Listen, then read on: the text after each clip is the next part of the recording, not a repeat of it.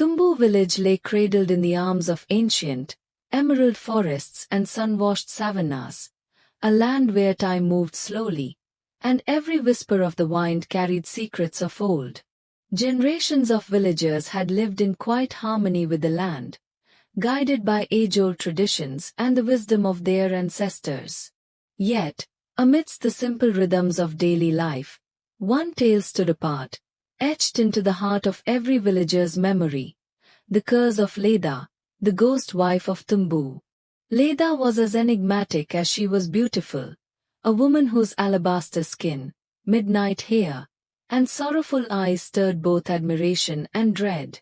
Rumors had swirled around her since she first arrived in Tumble many years ago, a stranger from a distant land with a past shrouded in mystery. It was said that every man who dared to marry Leda met an untimely demise within a month of their union. 4 husbands had succumbed to a mysterious fate before her, leaving behind a legacy of grief and whispered warnings. In the warm glow of communal fires and under the ancient baobab trees that had witnessed centuries of history, elders recounted the tragedy. They spoke of the curse as if it were both a divine punishment and a cruel twist of fate, an injustice imposed by vengeful ancestral spirits who demanded retribution for long-forgotten transgressions. According to folklore, the curse was not merely an affliction upon Leda but a harbinger of doom for anyone entangled in her destiny. Each of her previous marriages had ended with a macabre finality, a sudden, inexplicable death, as if the very shadows of Tumble had come alive to claim a life.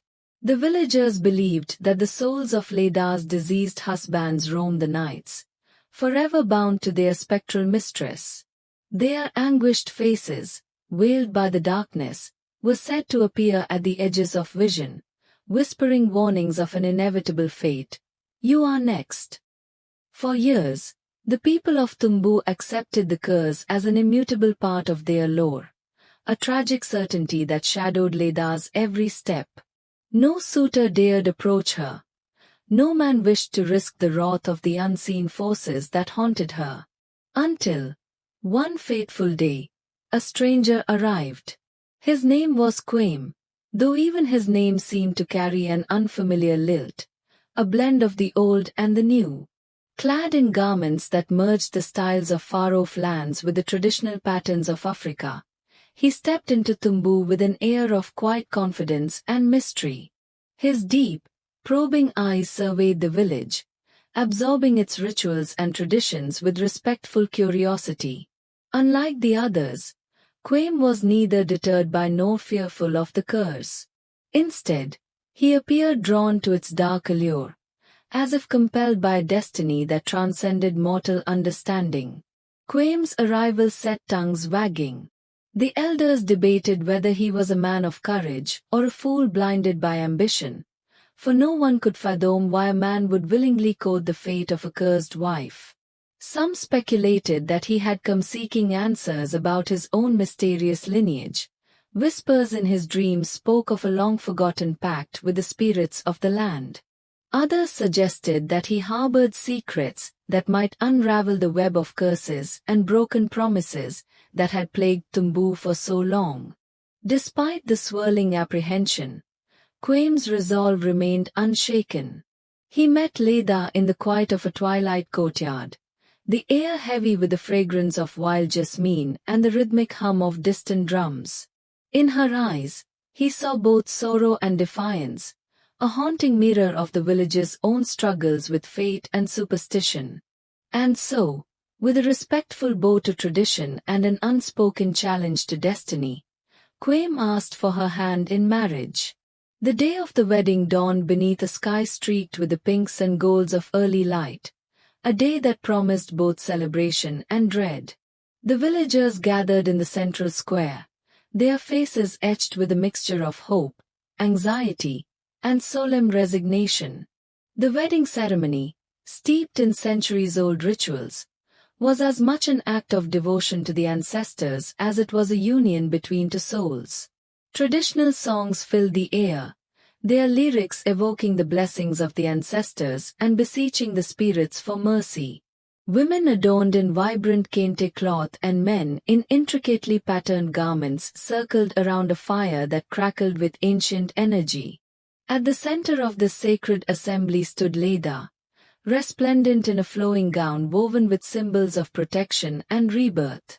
Her eyes, though luminous and captivating, betrayed a hidden grief, a silent acknowledgement of the lives that had preceded this fateful day.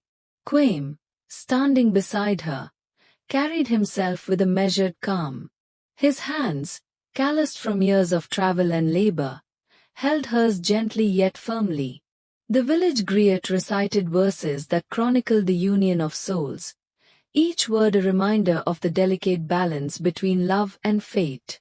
Yet, beneath the surface of jubilation, an undercurrent of trepidation pulsed like a heartbeat. The elders exchanged knowing glances, and the children huddled close to their mothers, all too aware of the legends that had come to define Leda's existence.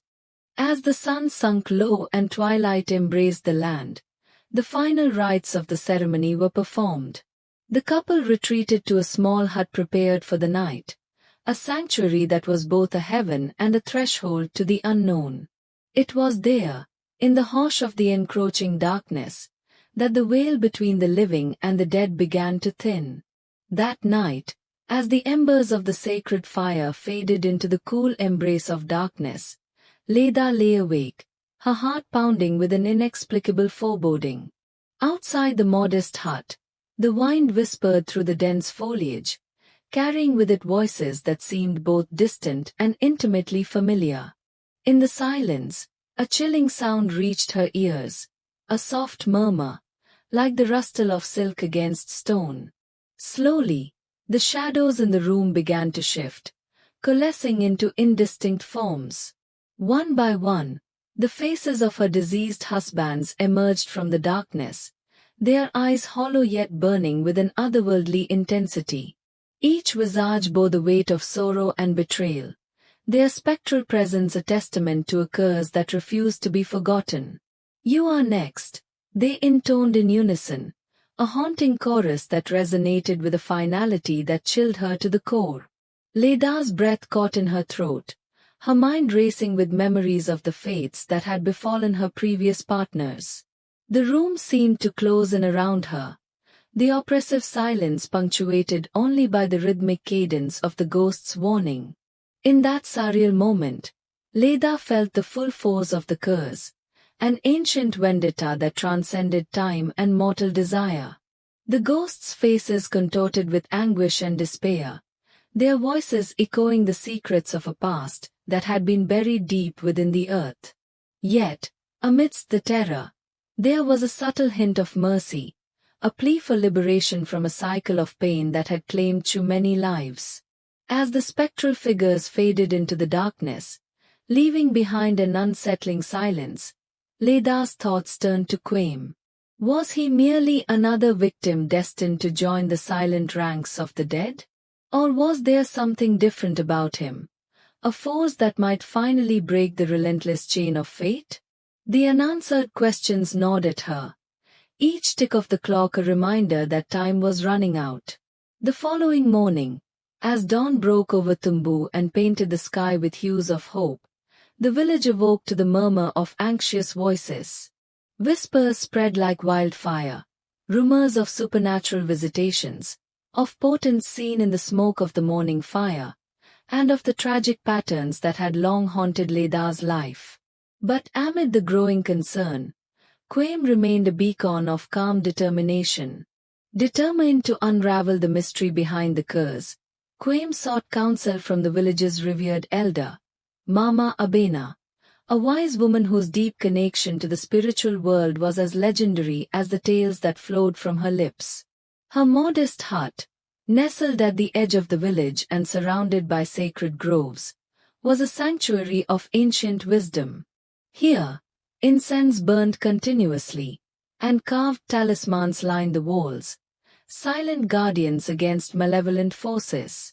Mama Abena welcomed him with a knowing smile, as if she had been expecting his arrival. Over a steaming ball of millet porridge, she recounted the lore of Tumbu, a tapestry woven with threads of magic, sacrifice, and redemption. She spoke of the ancestors, whose restless spirits demanded respect, and who sometimes exacted their will through curses and blessings alike. According to her, Leda's curse was not a simple misfortune, but a complex intermingling of past injustices and spiritual depths, a burden passed down through generations that even the strongest of will struggled to overcome. The spirits are not inherently cruel, Quaim, Mama Abena intoned softly, her eyes reflecting the firelight. They seek balance. Leda is both their victim and their vessel, a woman caught in a web of old transgressions. To break this cycle, one must first understand the origins of the curse, and then, perhaps, appease the spirits with a sacrifice befitting their ancient power. Armed with this newfound insight, Quaim began his own investigation. He delved into the dusty archives of local lore, poring over age-worn scrolls and oral histories that detailed ancient rituals and the names of forgotten deities. With each fragment of history, he pieced together a narrative of betrayal and retribution, a story of an ancestral wrong that had doomed Leda's lineage and ensnared the village in a relentless curse. He learned of a fabled relic known as the Heart of the Baobab, an enchanted amulet said to harness the energy of the earth and the spirits.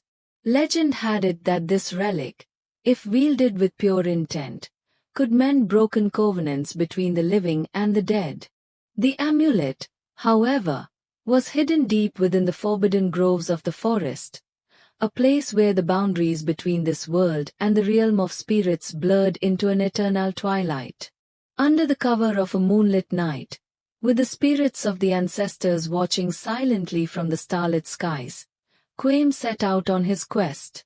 Accompanied by a small retinue of trusted villagers, he ventured into the heart of the forest, a realm as enchanting as it was perilous.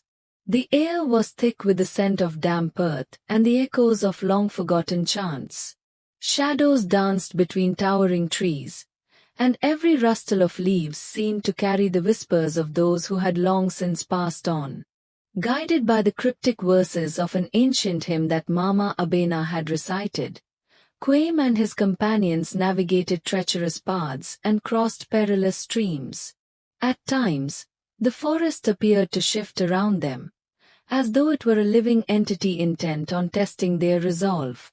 Strange, luminescent fungi lit their way, and spectral shapes flitted at the edge of vision, their presence both airy and comforting. Days passed in a surreal blur of exhaustion and wonder until they reached a clearing dominated by a colossal baobab tree, the very embodiment of ancestral strength. Its gnarled trunk was adorned with intricate carvings that seemed to pulse with an inner light. In the heart of its vast roots lay a hidden chamber, its entrance guarded by the silent vigilance of stone effigies carved in the likeness of ancient warriors. Quaim's heart pounded in his chest as he approached the entrance. With trembling hands, he pressed aside a heavy stone slab that served as a makeshift door. Inside, the chamber was bathed in an ethereal glow, a mixture of moonlight filtering through cracks in the earth and the soft luminescence of the enchanted relic that rested upon a stone pedestal. There, suspended in a crystalline sphere, was the heart of the baobab, its radiance pulsing like the slow beat of a timeless drum. As Quaim reached out to grasp the relic, a sudden gust of wind swept through the chamber, carrying with it an airy, disembodied whisper. The voices of the ancestors, echoing through the ages, urged caution. The moment was charged with palpable tension. The relic was a conduit of immense power, and its use would require a sacrifice to appease the spirits and restore balance. Back in Tumble, the villagers were gripped by anxiety. Whispers of spectral visitations and uncanny omens had stirred old fears. In her modest hut, Leda wrestled with conflicting emotions, love for the man who dared challenge fate and a profound terror that the curse would claim yet another life. The spectral visions of her past husbands had left her haunted, their sorrowful eyes a constant reminder of a destiny too terrible to escape.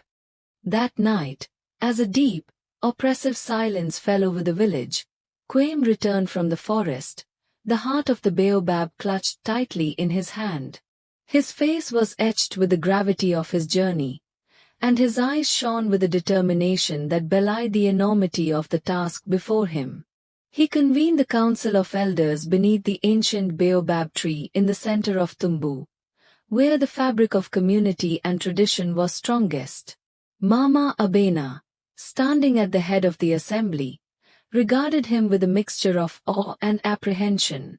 "The relic is in your possession," she said, her voice steady yet laden with sorrow, "but its power comes at a cost. To break the curse, a sacrifice must be made, a sacrifice that will bind the spirits of the past with the promise of a future free from this malevolence." The murmurs of the gathered villagers rose like a restless tide. The nature of the sacrifice was not immediately clear. Some believed it required the life of the one who sought redemption, while others whispered that it demanded the relinquishing of a cherished part of one's soul.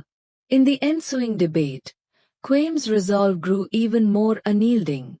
He declared that he would offer himself, if need be, to appease the ancient spirits and liberate Leda and the village from the relentless curse. That very night, in the solemn glow of torches and beneath a star-strewn sky, a final ceremony was held. The villagers formed a circle around a sacred altar, fashioned from stones inscribed with ancestral glyphs. Leda, standing at the center, was both the subject of the curse and its potential deliverance. Quaim knelt before the altar, the relic cradled in his arms, as Mama Abena began the incantations passed down through countless generations. As the words of the ancient hymn reverberated through the clearing, the air thickened with a supernatural charge. The ground trembled softly, as if the earth itself were awakening from a long slumber. Suddenly, the spectral apparitions that had haunted Leda's nights began to coalesce around the gathering. The ghostly forms of her previous husbands emerged from the darkness, their expressions no longer of malice but of sorrowful resignation. Their eyes fixed upon Quaim, and in a voice that was at once both gentle and commanding, one of the apparitions spoke. "The time has come to end the cycle of despair. Our suffering has been endless, and our souls have yearned for release." The words, though delivered in a language lost to the living, resonated deep within the hearts of all present. In that charged moment, Quaim placed the heart of the baobab upon the altar and raised his arms to the heavens. "I offer myself," he declared, his voice steady and resolute, "if it is the price to free Leda and to restore the balance that has long been disturbed. May the spirits of our ancestors grant us redemption and release us from this cursed fate." A hush fell over the assembly as the relic's glow intensified, enveloping Quaim in a halo of shimmering light. For an eternity within a heartbeat, time seemed to stand still. Then, as if guided by invisible hands, the relic dissolved into a cascade of luminous particles that swirled around the gathering. The spectral figures of Leda's past husbands began to dissolve into the light, their anguished expressions softening into a semblance of peace. Leda's eyes widened with wonder and relief, tears streaming down her cheeks. In that transformative moment, the oppressive shadow that had long haunted her was lifted, if only temporarily, from the boundaries of mortal existence. The curse was broken, its power dispersed into the night, and the voices that had once foretold doom were replaced by a chorus of whispered blessings. In the days that followed, Tumbu village awoke to a sense of rebirth. The oppressive pall that had hovered over the community for so long was replaced by a tentative hope, a fragile optimism that change was possible even in the face of ancient maledictions. Leda, once the haunted ghost wife, became a symbol of redemption, a living testament to the power of love, sacrifice, and the relentless human spirit. Quaim, whose fate had hung in the balance that fateful night, awoke in the early light of dawn with no recollection of the ordeal. Though he bore faint marks of the otherworldly experience upon his skin, a delicate pattern resembling the carvings of the sacred baobab, he was alive, free from the curse that had claimed so many before him. The villagers celebrated his survival, hailing him as both a hero and a living bridge between the mortal world and the realm of the ancestors. Yet, as with all profound transformations, the end of one chapter heralded the beginning of another. The relic sacrifice had not been in vain. It had opened a door between the realms of the living and the dead, one that promised further guidance and protection from the spirits who had long watched over Tumble. In quiet moments, villagers would gather at the foot of the ancient baobab to offer thanks, leaving tokens of reverence and gratitude at its base. Leda herself underwent a transformation. No longer the cursed figure shunned by fearful suitors, she embraced a new identity, a guardian of the ancient ways and a keeper of the delicate balance between tradition and modernity. With Quaim by her side, she began to reforge bonds between the people of Tumbu and their ancestral past. Together, they revitalized long-forgotten ceremonies and invoked the wisdom of their elders, ensuring that the lessons of the past would not be lost in the march of time. In time, the story of the ghost wife of Tumbu evolved from one of tragedy to one of hope and redemption. The once feared curse became a reminder of the need for balance between the natural and supernatural, and of the eternal interplay between fate and free will. The villagers learned that the threads of destiny, though seemingly predetermined, could be rewoven by acts of courage and compassion. As years turned into decades, Tumbu grew not only in size but in spirit. New generations were raised on the legends of Quaim and Leda, a story told and retold around communal fires under starlit skies. Parents recounted the tale to wide-eyed children, emphasizing that even in the darkest of nights, there was always the possibility of a new dawn. The ritual of remembrance became an annual celebration. During the festival of the ancestors, the villagers would gather to honor those who had passed on, to share stories of love, sacrifice, and transformation. At the heart of the celebration was the ancient baobab tree, its mighty branches outstretched like the arms of a benevolent guardian. Beneath its boughs, offerings were made to the spirits, and the echoes of ancient chants filled the air, a promise that the past would always be a part of the present, guiding the future with wisdom and grace. Leda, who had once been the subject of curses and fear, emerged as a revered matriarch. In quiet moments, she could be seen walking along the village paths at dusk, her steps measured and serene, as if she were conversing with unseen presences. The villagers often remarked that her eyes held a glimmer of otherworldly knowledge, a silent assurance that the balance between worlds was being carefully maintained. Quaim, ever the inquisitive soul, devoted himself to learning more about the ancient rites and the history of his people. With the blessing of Mama Abena and the support of the entire community, he compiled a written chronicle of Tumbu's legends, a compendium that intertwined the beauty of folklore with the harsh lessons of history. His writings became treasured artifacts, passed down to future generations as both literature and sacred scripture, ensuring that the sacrifices of the past would continue to illuminate the path ahead. Yet, even as peace settled over Tumbu, whispers of new mysteries began to surface. Some nights, when the wind stirred the leaves of the ancient baobab, a lone figure could be seen at its base, a traveler whose eyes seemed to carry a burden of secrets and untold stories. Rumors spread that a remnant of the old curse had survived, not as a malevolent force, but as a reminder that the delicate balance between the living and the dead was never truly static. One evening, as the village prepared for the annual festival, Leda encountered a mysterious woman draped in a cloak of deep indigo, her face obscured by intricate beadwork.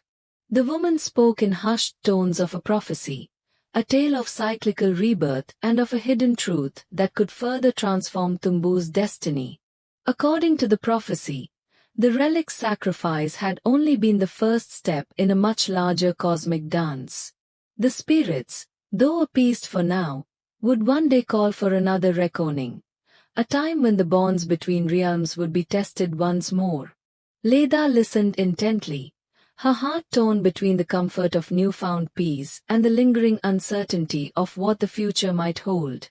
The mysterious woman vanished as swiftly as she had appeared, leaving behind a single, delicate feather, an omen of transformation, as ephemeral and beautiful as the hope that had blossomed in the aftermath of the curse. Quaim, too, sensed the stirrings of change.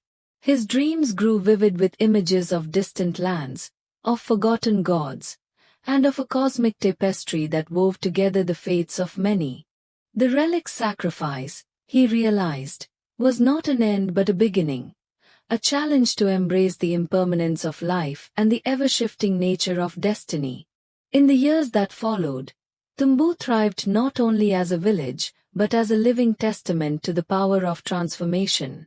The curse of Leda became a fable recounted with reverence, a story of love transcending death, of sacrifice forging redemption, and of hope emerging from despair. The scars of the past, though not forgotten, were embraced as lessons etched into the soul of the community. Under the steady guidance of Quaim and Leda, the villagers embraced a philosophy that balanced tradition with progress. They reimagined ancient rituals, blending them with new insights and fostering a culture that honored both the old ways and the promise of tomorrow. The annual festival of the ancestors evolved into a grand celebration of life itself, where music, dance, and art became the language of healing and remembrance. Mama Abena, whose wisdom had been the bedrock of the community's resilience, grew ever more cherished in her twilight years. Her final days were spent surrounded by family and friends, imparting the final pieces of her knowledge before she quietly slipped away, joining the chorus of ancestors who watched over Tumbu.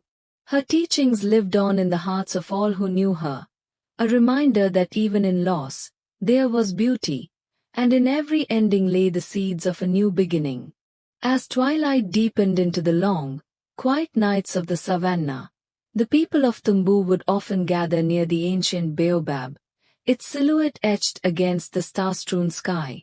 They would speak of the ghost wife of Tumbu, a legend that had once been a tale of sorrow and doom, now transformed into an enduring myth of hope and redemption.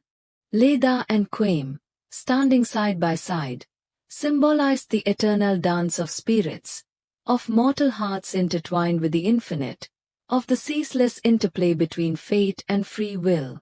And on nights when the wind carried the soft murmur of forgotten chants, if one listened closely, the gentle rustle of leaves seemed to whisper, "Remember us, and we shall remember you."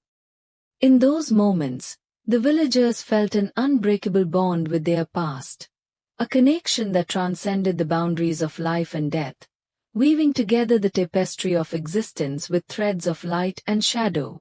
The legacy of Leda and Quaim endured long after the echoes of that fateful night had faded into memory.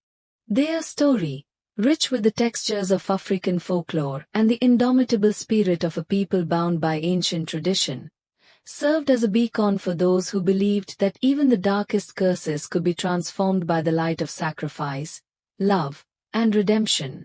The village of Tumbu grew into a place of pilgrimage, a heaven for those seeking to understand the mysteries of life, the delicate interplay of the seen and unseen, and the power of faith in the face of overwhelming odds. Travelers from distant lands came to witness the transformation, to hear the tale of the ghost wife, whose sorrow had been turned into a promise of renewal, and to learn that within every heart lay the capacity to defy destiny. Leda often stood before the ancient baobab, gazing at its sprawling branches that seemed to hold the wisdom of countless generations. In the soft glow of the twilight, she would recall the faces of her past, once harbingers of doom, now symbols of a love that transcended the mortal call. And Quaim, ever the seeker, continued to document their journey, ensuring that the lessons of their shared destiny would illuminate the path for future generations.